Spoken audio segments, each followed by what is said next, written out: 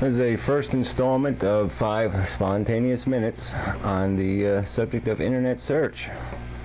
I've sort of been involved in this for, almost a decade, at least 7 or 8 years.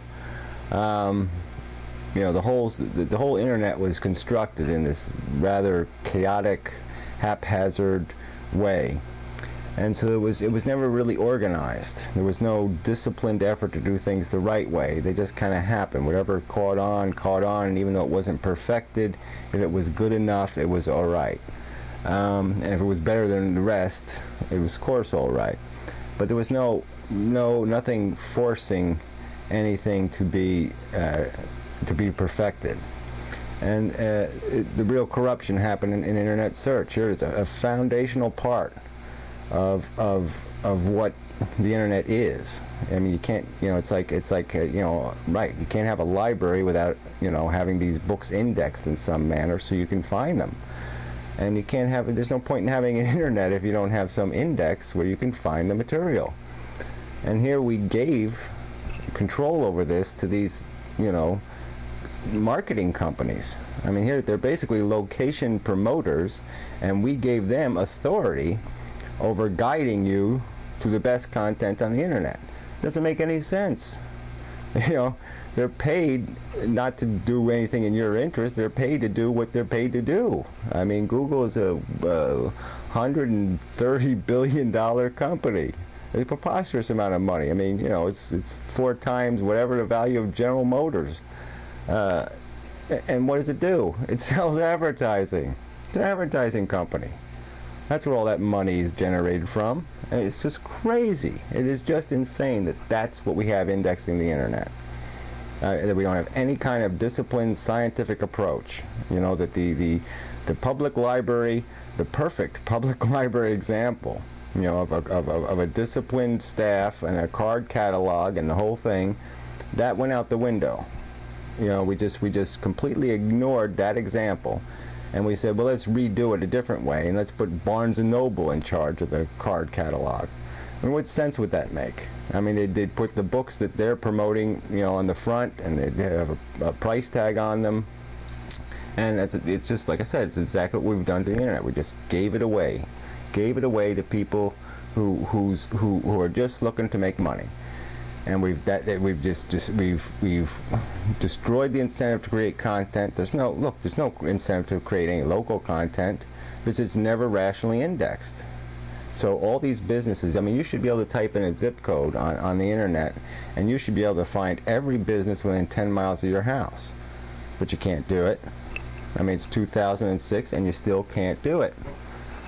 And it's stupid. And then the amount of redundancy and spam and garbage and junk. It's just all shysters trying to steal money from you because, they don't pay, they're not paying Google these billions of dollars for nothing. I mean, they're paying it because it works. It's just like all the junk mail you get and the rest of it. Yeah, they send it because it works. And it doesn't work in a productive way. It works to all of our detriment.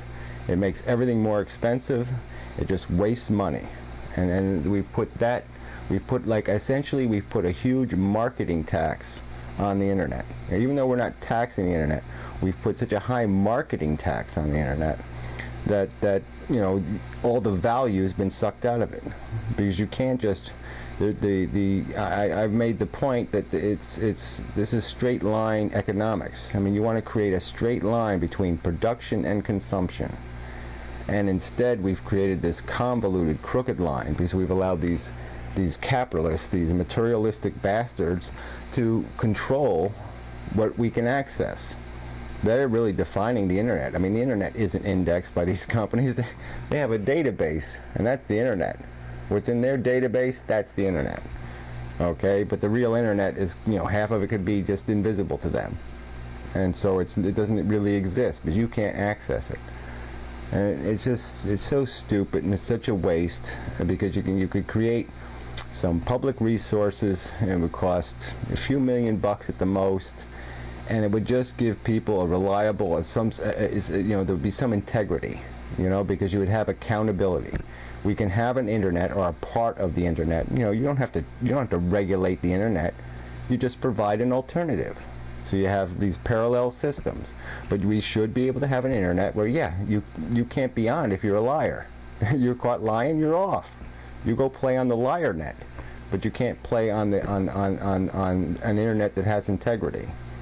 And it should be that simple. Make everybody accountable.